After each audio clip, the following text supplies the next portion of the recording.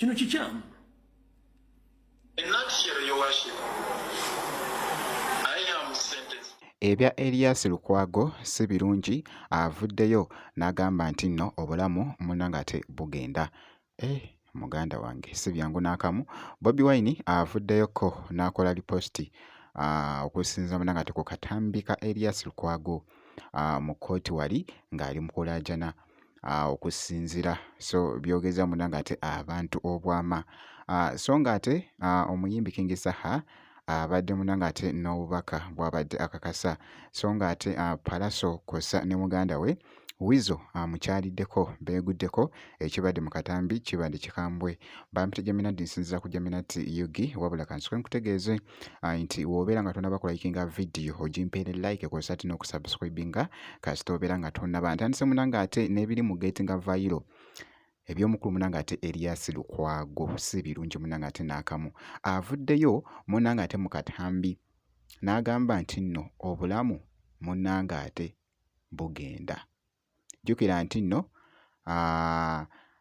alina waali naye nga still era abeera nga musibe naye agamba nti nno waali munnange ate tasobola munnange ate funirawo bujjanjabi buli munnange ate obwenkizo kitegeeza nti nno aba alina munnange ate okutwalibwa wabweru oba okufuna munnange ate obujjanjabi obw'amaanyi awantu munnange ate awalala so Bobi Wine post gy'akoze ku katambi kano ngikuteereddewoko awo ndowooza munnange ate ogiraba tabadde musanyufu n'akamu era nga akatambi k'omukulu munnange ate Erias Lukwago tekalese abamu munnange ate kye kimu bibadde bikyakutte akati era nga boogezaako okulaba lumbuye nno bw'ati munnange ate bw'abadde agamba Nupu baziba misango naye ng'ate ogenda kikola vice versa ng'ate oyagala obawayiza ebintu bituufu. Singa abadde nganzi omuntu omulala ogambako nti kale ne senior citizen Lukwago amanyi amateeka ng'osobola nga katomutadde agenda abeere under house arrest nga tavuddeewo ne muteeka omusajja ng'omukuma tasobola kudduka. Mulaba omusajja bw'afaanana. Politics aside. Kino si kirungi eri amateeka ga Uganda. Kino kikyamu. In nutshell, your worship, I am sentenced to death. I am condemned to death. If no rescue is made to get my situation addressed as advised by the consultants from Lago, it's a death sentence for me. And all I can say to Allah, if you don't take me, my Lord, the God who created me, kindly take me without a lot of pain.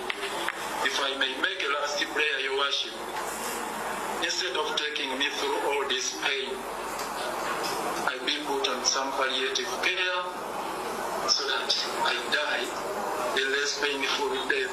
Otherwise, the pain is too much. I know I will die. I know all of us will die, but I wouldn't want to die a painful death. I beg to pray. All right. Abantu abamu ina kye mutamanyi kyekiriwa. Mu nkola emu ey'ebyobufuzi, Museveni azanya ebyobufuzi n'ebyobufuzi ebyobulabe. Nako mbadde ndaba nga akatambi kakutte munnange ate omubabiro oba akati munnange ate ku mukutu ogwa TikTok kw'ossa ate n'emikutu emirala. Omuyimbi King Saha munnange ate avuddeyo. Kaakati nno omuyimbi King Saha ekivulu munnange ate kiri muwuuba. Kololo munnange ate wa kunyooka era nga abantu ab'enjawulo bavuddengayo okugula munnange ate tebo.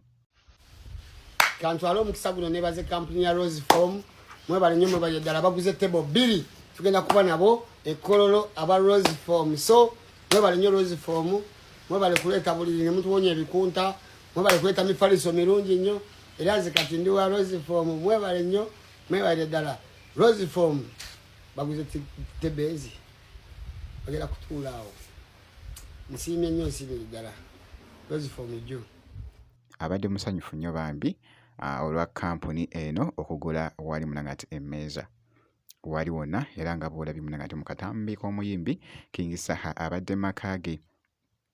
Nkugambye nti ekivulu kye munangati kisembedde esayidi eyo so nga nkongeddeyoko Wizo Manizo Kosaate ne Palaso beeguddeko bannange Wizo taggwayo alina engeri gy'abadde amuvingamu wano ng'ali wali mu kutuuka munangati ku muganda we munangati Palaso embeera bw'etyo bw'ebadde mu katambi. Ninga mafira forest with the baddest the Fanta Fest yo Wizo Manizo nkyalidde ko muganda wange bangambe mbwa wagira Egypt yawagira Argentina ninga mafira forest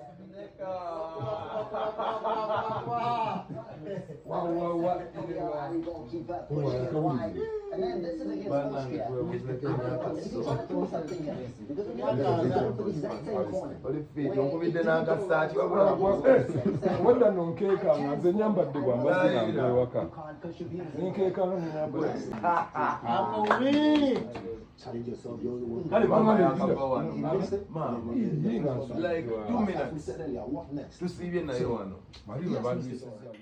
nga bw'ogezaako munangati okalaba obutasoba munangati update yonna eri Palaso oba munangati Wizo olina omakinga sure nti nno osubscribinga ebisigadde byonna tujja kubeera nga tukuwa update kasita obeera ng'osubscribinze.